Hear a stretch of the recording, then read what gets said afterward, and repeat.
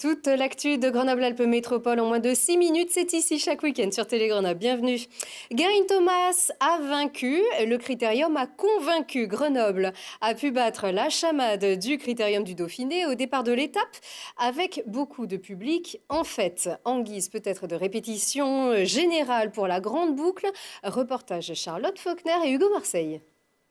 Le Critérium du Dauphiné a pour habitude de préparer les coureurs au Tour de France, mais pas seulement.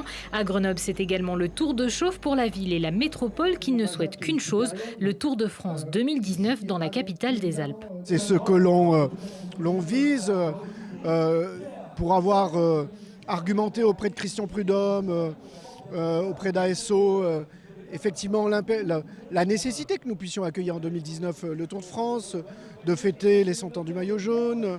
Donc voilà, oui, bien sûr, on le souhaite. Après, on a espoir. Après, on comprend que c'est toujours très compliqué d'organiser un Tour de France. Et pourtant, en 2014, plus personne ne croyait au Tour de France à Grenoble. Mais depuis fin 2016, la métropole a hérité de la compétence sport, un transfert qui rend donc possible le retour de la grande boucle. Alors le Tour, il revient depuis une quarantaine d'années, il revient à peu près tous les 5 ans, donc on est à peu près dans le timing.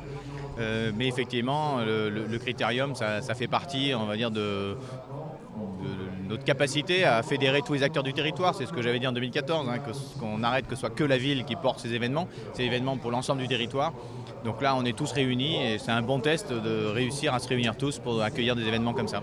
2019, le centenaire du maillot jaune remis pour la première fois à Grenoble. Avoir le Tour de France l'année prochaine, ça serait logique. On a donc été posé la question à un coureur qui a souvent porté le maillot de leader. J'ai pas d'informations, mais ce qui est sûr, c'est que au niveau symbolique, comme on le disait, ça serait très fort. Et je sais que les organisateurs sont très attachés à ces clins d'œil, à l'histoire du Tour. Donc ça me semblerait vraiment un beau moment et une belle journée si c'était le cas, bien sûr. Quoi qu'il en soit, le cyclisme plaît toujours autant au public grenoblois, mais pas que. Certains viennent parfois de très loin, directement des États-Unis. Oui, c'est connu à travers le monde comme étant l'échauffement du Tour de France. Donc oui, c'est une course très importante. Le vélo, c'est ma passion. Et venir voir chaque année le départ du Critérium et du Tour de France, pour moi, c'est une fête, quoi. Ça fait plaisir de pouvoir voir les coureurs proches dans une organisation comme celle du Tour de France, mais avec plus de proximité vis-à-vis des coureurs. Grenoble est donc fin prêt à accueillir la caravane du Tour. Réponse en octobre prochain. Le premier maillot jaune du Tour de France avait été remis à Eugène Christophe en 1919 à Grenoble. Donc, la ville pourra peut-être fêter cet anniversaire l'an prochain. Réponse donc dans quelques mois. Un seul ticket pour 2 réseaux de bus. Les usagers en ont rêvé. Le SMTC l'a fait avec le Grésivaudan. À partir du 1er septembre, les dessertes sur les lignes G2 et Proximo 23 évoluent. Le Grésivaudan et le SMTC, donc les 2 instances gestionnaires du réseau de transport urbain, se sont rapprochés pour fluidifier et simplifier les déplacements des usagers. Pour la liaison Visil-Saint-Martin-d'Air Campus, la ligne Proximo 23 du réseau TAG sera prolongée de 5 arrêts sur Saint-Martin-du-Riage.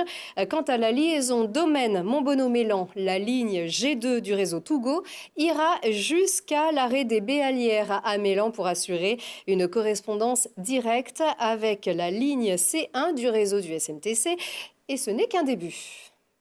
C'est tout simplement une réponse aux attentes des usagers, une fluidité dans les déplacements, une efficacité dans l'action publique qui est attendue depuis des années, que nous avons enfin réussi à mettre en œuvre. Aujourd'hui, il s'agit d'offrir un cocktail de solutions de mobilité qui permettent à chacun d'être moins dépendant de la voiture individuelle dans son usage ou dans sa propriété. Chaque autorité organisatrice des mobilités, la communauté de communes du Grésivaudan, le syndicat mixte des transports en commun, fait l'effort de desservir les arrêts qu'ils ne desservaient pas jusqu'à présent. Ça nécessite des aménagements d'arrêts parfois et nous les ferons d'ici septembre. Ça nécessite du renfort d'offres porté par chacune des autorités organisatrices des mobilités de manière transparente, c'est-à-dire sans modification pour l'usager autre que sa possibilité de monter dans le bus dans des arrêts où il ne pouvait pas monter avec son titre de transport habituel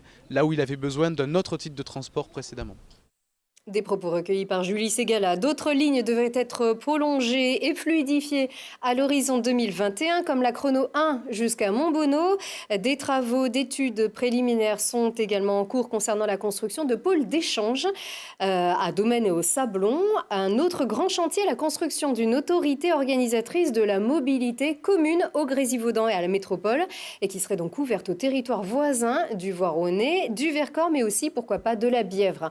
Voilà, un beau projet et c'est déjà la fin de cette édition. Merci de l'avoir suivi. Bonne fin de week-end.